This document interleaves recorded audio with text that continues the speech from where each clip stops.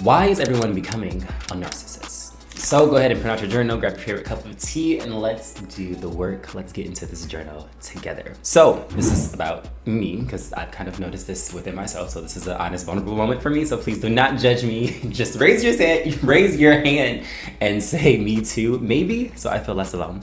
But I've noticed recently that I've started to show narcissistic tendencies. As someone who used to be a chronic people pleaser and a deeply empathetic person, this has been a strange and unsettling shift.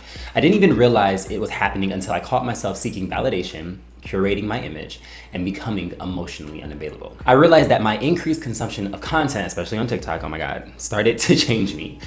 Now, don't get me wrong, some of these changes were exactly what I needed. Like, for example, I became more confident, more direct, more self-focused. But lately, it feels like I've wandered too far into the deep end. And what surprised me most is that I'm not alone. Like, I see a lot of other people talking about specifically leaving their like lover girl era and then going towards like decentering men. So specifically as a gay man, especially a really, I don't want to say really, but a feminine presenting man, I typically attract more masculine men. So I can relate to women on a certain level when it comes to, I don't know, centering man, being the lover girl, giving but never receiving. And that caught my eye. Like, my algorithm started to slowly turn into decentering men and rebalancing things out. So I don't know if anyone else has been experiencing that or has been seeing that on their feeds as well. But like I was saying, a lot of people are going through the same shift, and the trend, like I just mentioned, that I'm just now seeing is decentering men and exiting their lover girl era. But to me, instead of us healing, we are starting to harden our hearts, which again is up for conversation, up for discussion. Right after this video, I'm gonna start the conversation, so please join me there if you have any thoughts or insights, because I'm ready to broaden and open my horizons. All right, section 1, how do we get here from lover girl, lover boys also, to narcissists? So yeah, I want you to mark all that apply. Is it social media rewards performance and not presence? Because to me, a lot of us are learning that image is everything and being real doesn't perform well. Or is it the constant comparison that is eroding our self-worth? Because scrolling turns into silent competing. Who's hotter, who's more successful, who's more unbothered, even though majority of us are all using filters and AI to edit and make everything look perfectly flawless. Like, there was this one individual that I met in person and I was just like, oh my God, you're so fun, great spirit, whatever. And they had a photo online and it was like, that does not look like you in person. But I didn't say anything about that. Validation feels easier than connection. It's quicker to get likes, comments, or a compliment than to build an actual relationship. We confuse self-love with self-obsession. The line between protecting your peace and isolating yourself gets blurry. This is a really big one. I'm noticing a lot of people talking about just isolating themselves. Like, we are very, very separated from each other. Lastly, which is the one I resonate with most, and I also feel like a lot of you are fellow empaths, fellow highly sensitive folks, and it's from getting hurt constantly. We armor up, we trade empathy for detachment, and we call it boundaries. So I want you to ask yourself, do you spend more time curating your image than actually nurturing real connections? Have you confused being unbothered with being emotionally unavailable? Which I feel like I definitely, those two kind of get those a little misconstrued. Am I setting boundaries or am I building walls? And then who hurt me so deeply that I stopped wanting to be soft? So as many of you know, I practice solo polyamory. So I have multiple connections, and I call them connections instead of partners because partners has a little bit more of a heavy connotation and things get a little bit more serious. For example, I have a connection right now that somehow turned into monogamy, but I'm just like, hey dude, this is not what this is. I want my autonomy. All that being said, even though I am solo polyamory and I have a certain degree of distance between me and my partners, and I prioritize making sure I take care of myself so I don't put that on my other partners, which is my intention, I still get hurt. They still fuck up. They can still cheat. They can still step out of line. And this is the first time I've ever said anything like this, but I have been cheated on while being solo polyamory. I know a lot of people are like, how does that even fucking work? But it's because of your specific relationship with the person. So I like to look at my relationships as almost like contracts between me and my significant other.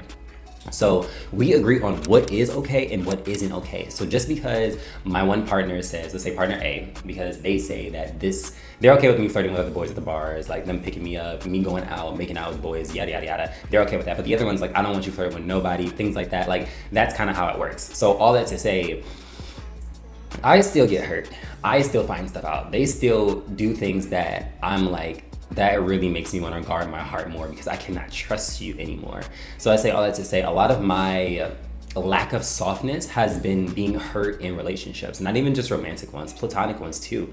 For example, someone not showing up to my birthday party or something like that. And I know that that's not a big deal to all of you, but I stopped throwing big birthday parties because the last one that I threw, a lot of my friends just did not, it's not even that they didn't show up, they just physically were not there. Like they were not there to celebrate me, they just wanted to do what they wanted to do, take pictures, take photos, drink all my alcohol, listen to the music they wanted to listen to, and as soon as they were bored, they just left.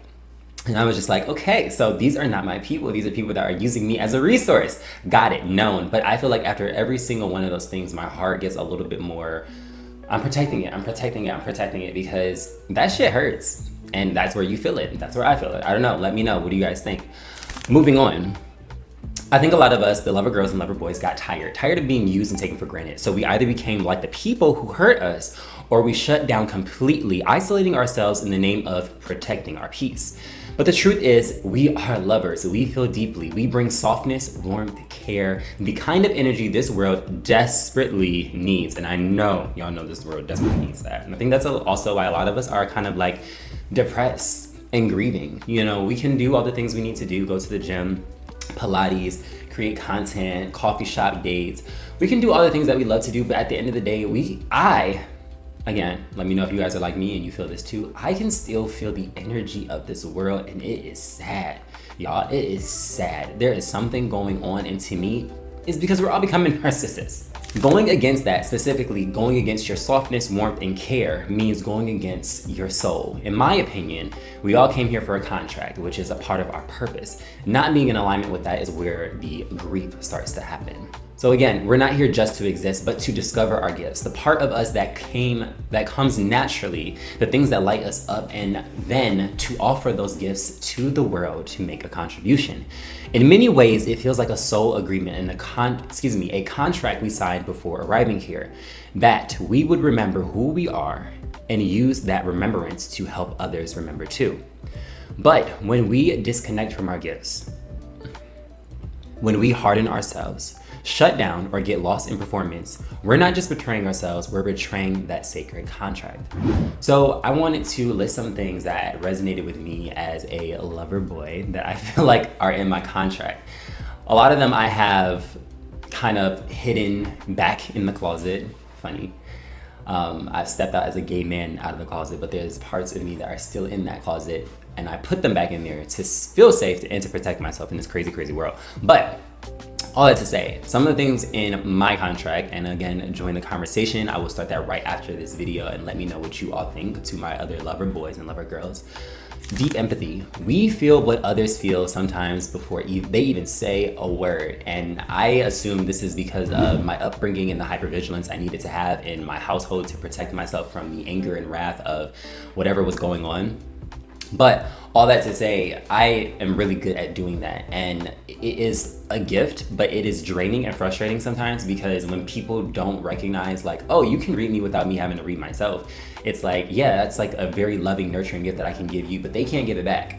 And then they don't even understand how, not how to give it, but they don't understand how me giving that to you is a version of me loving you. And that's where the kind of like the teeter-totter comes, where it's like, I'm giving way more than what you're giving. I just had this conversation with one of my partners where I'm just like, dude, I need some space, because even being around you, even being in your aura, even being in your presence, I can like read and sense what your needs are. And that's just something I do with people that I love.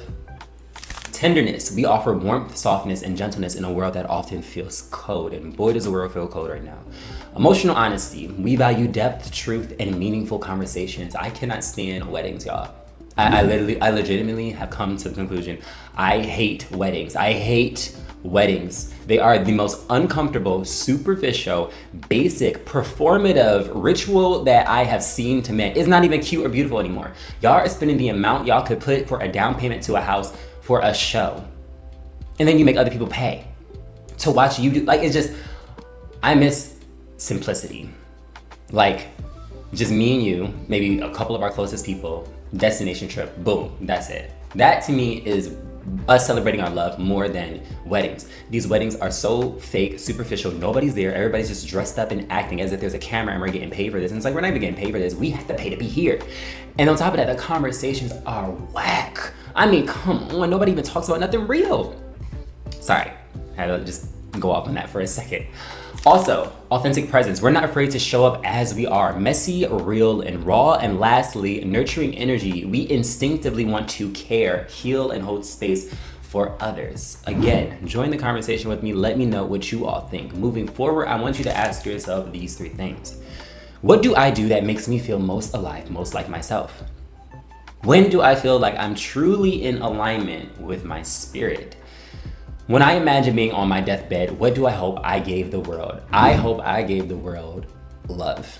And when I say the world, I don't mean every single one of y'all.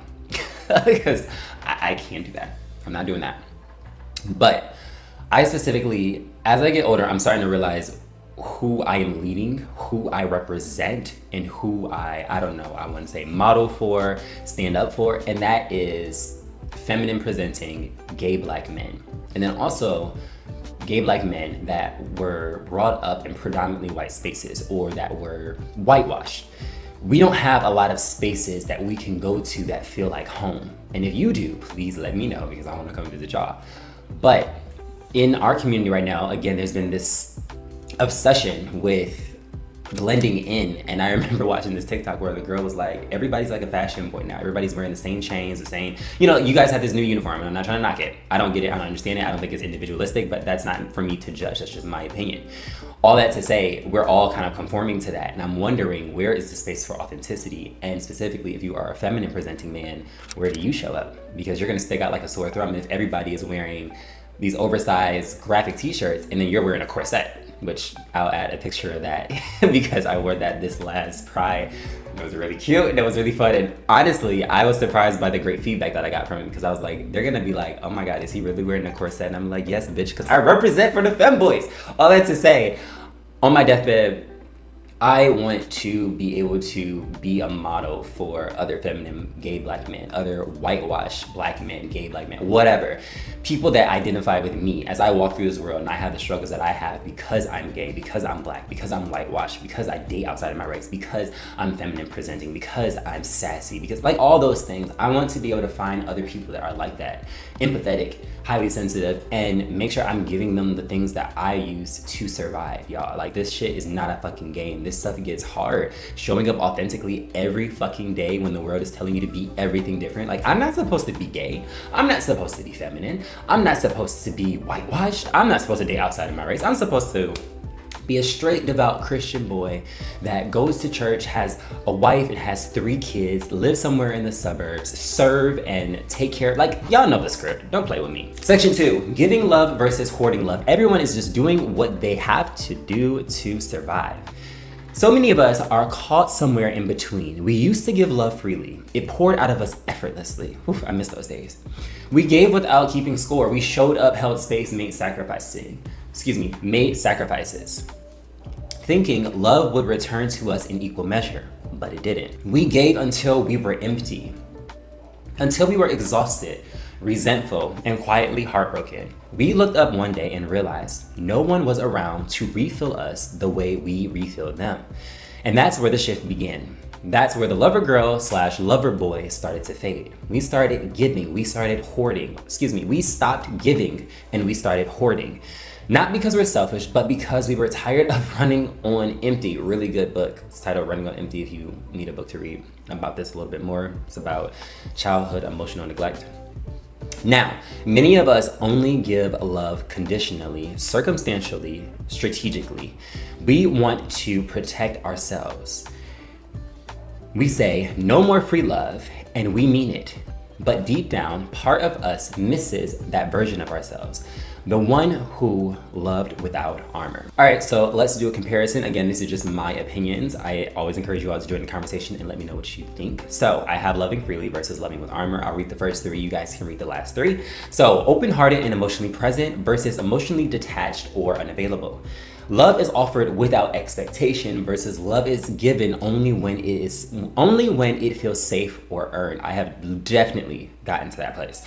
Vulnerability is seen as a strength. Vulnerability is avoided or seen as a weakness. Definitely gotten to that place. People have used my vulnerability to hurt me, to use it against me. Many of us came into this world living freely. We led with softness, empathy, and openness, but over time, after betrayals, the heartbreaks, the constant giving without receiving, we began to build armor. Slowly, quietly, we started protecting ourselves, and while that protection felt necessary, what we didn't realize is that it came at a cost. Because emotional detachment, conditional love, control, these are the same traits that once hurt us. They're the very traits we associate with narcissism, but now we wear them too, not out of malice, but out of fear. So I just wanted to obviously give a definition for narcissism so we're all on the same page. Narcissism, a pattern of behavior where a person becomes overly focused on themselves, often craving attention, control, admiration, and validation while lacking true empathy for others. Underneath it is usually deep insecurity or fear, but it shows up as emotional detachment, conditional love, defensiveness, and a need to feel superior or untouchable. It's less about being confident and more about protecting a fragile sense of self by staying in control. So then I wanted to dig into just listing off some traits of narcissism to kind of do like a comparison and contrast between how we guard ourselves with our hearts and how narcissism shows up. Well, when you are a narcissist. So we have emotional detachment, avoiding vulnerability or closeness to protect oneself, conditional love, offering care, affection, or attention only when it's benefiting them. I just laugh because one of the folks that pops up on my feed is Shira 7 now, and I realize like a lot of these traits of narcissism is what she teaches girls to do. And I'm like, I need to get her off my fucking algorithm. But anyways, validation addiction, craving admiration or external approval to feel worthy, image curation, focusing heavily on appearance, success, or status, manipulation, shaping others' behaviors to maintain power and avoid accountability, entitlement, expecting special treatment without offering the same in return. Fear of intimacy, keeping people at a distance emotionally while still seeking their attention. So many of us became narcissists not because we wanted to, but because we were hurt by one. We were overlooked, used, and made to feel like we were never enough. And at some point we stopped asking, how could they treat me like that? And started thinking, maybe that's how you win. And I think that is exactly what a lot of us lovers are starting to do. We are tired of being taken advantage of. We're tired of feeling used. And a lot of women are now getting on these platforms and exposing the truth and just being like, this is what they did to me, whatever. And this is how I got them back, basically. This is how I became them. This is how I became a man and played the game with them. And that's it's a game. I'm just realizing it's all just a fucking game. And I'm just like, but what if you were not meant to play the game the way that it's played? How do you deal with that soul crushing feeling and reality? I think the numbness that they're trying to make us feel and the coldness that they're trying to make us feel is not human. And obviously I love talking to you all about this stuff, but I'm really curious not to let you know, but to know what you all think about this basically emotional unavailability, this emotional detachment where you're just kind of like not, I guess I'm such of a recovering lover boy that trying to make this transition has been, it's been weird. It's been weird. I really don't like it. I feel like I am becoming one of the bad people in this world. But moving on. Let's be honest, narcissistic traits are rewarded. Not just the likes, compliments, and attention, but with money, power, and status. It's a slippery slope. We start by protecting ourselves, but if we aren't careful, we begin performing the same system that once broke us. And before we know it, we're not just surviving, we're replicating the very patterns that wounded us. And I feel this so deeply.